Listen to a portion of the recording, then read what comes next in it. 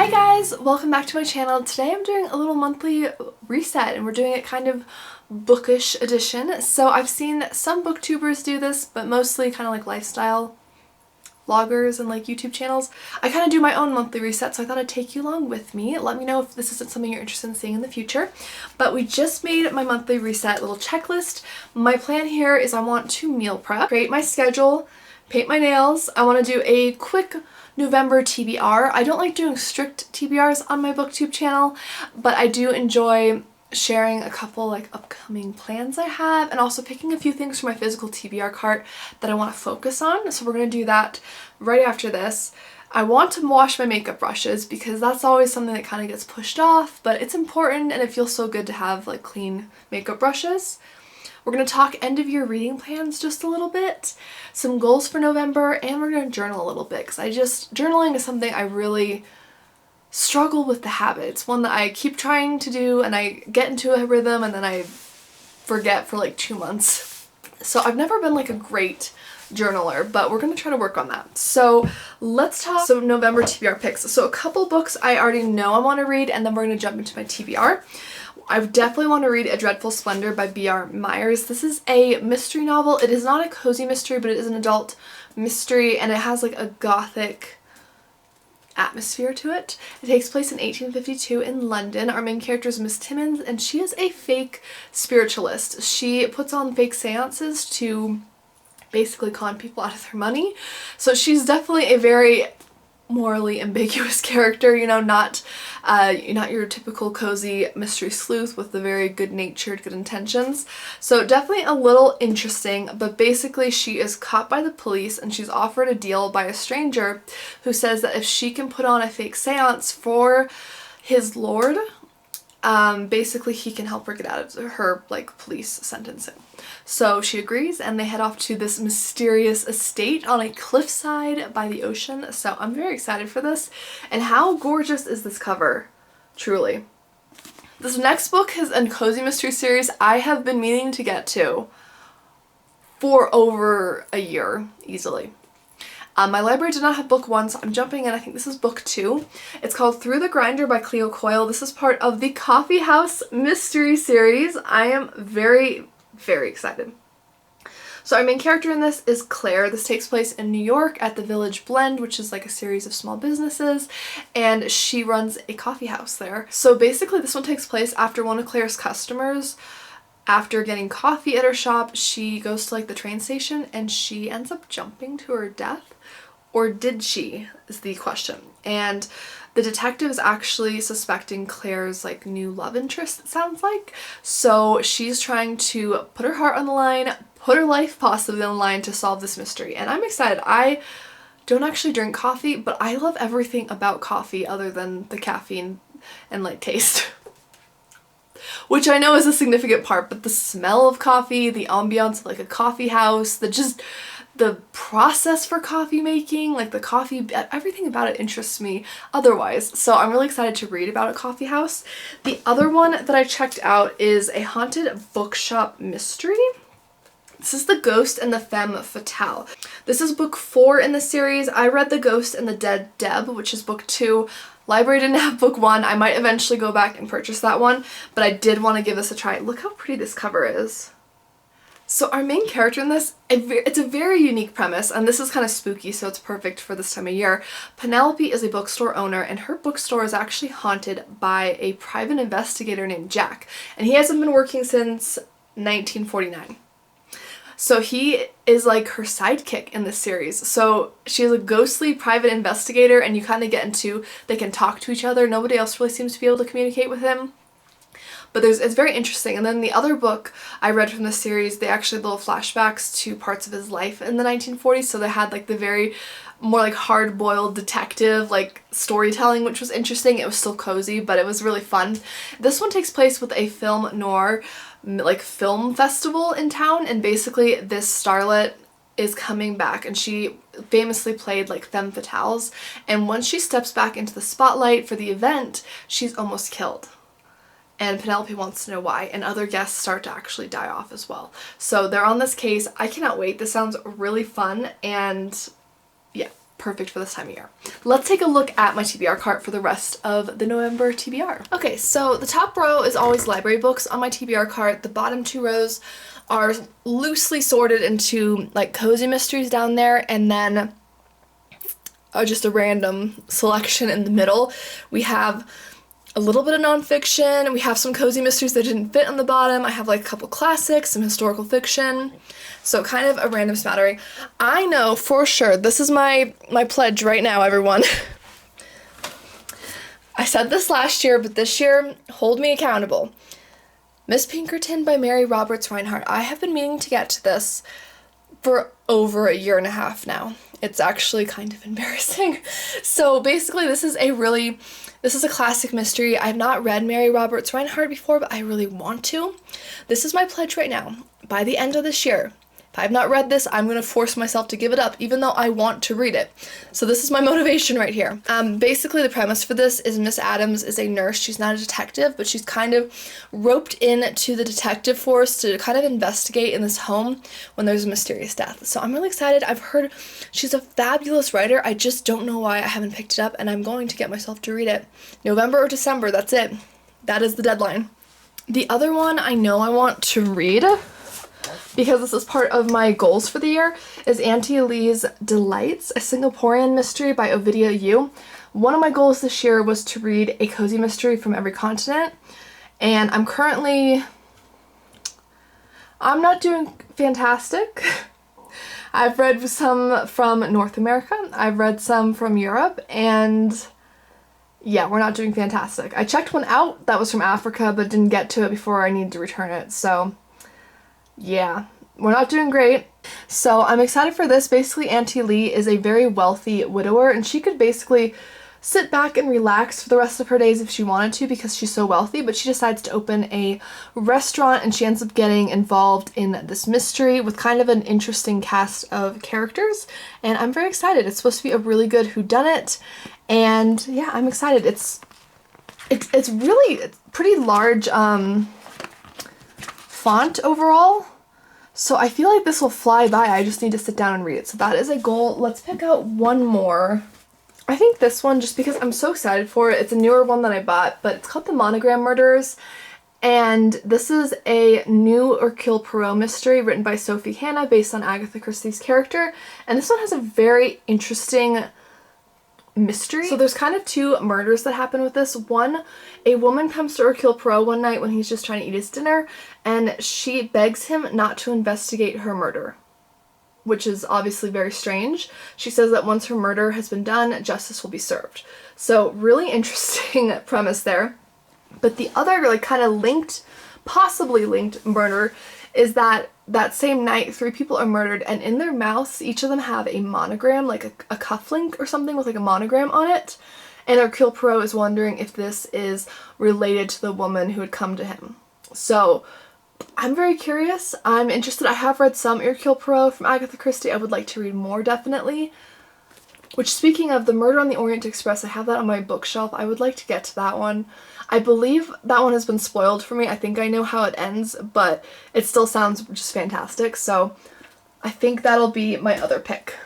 Okay, so I don't want to pick too many for myself just because, like I said, I do best as like a mood reader, but these are some solid book goals, I think, for me, and I'm really excited about them, and this will give me a little direction and just that extra kick in the pants I need, apparently, for Miss Pinkerton. It's getting done. We're gonna get it. And I feel like I'm gonna love it too, so let's get to it.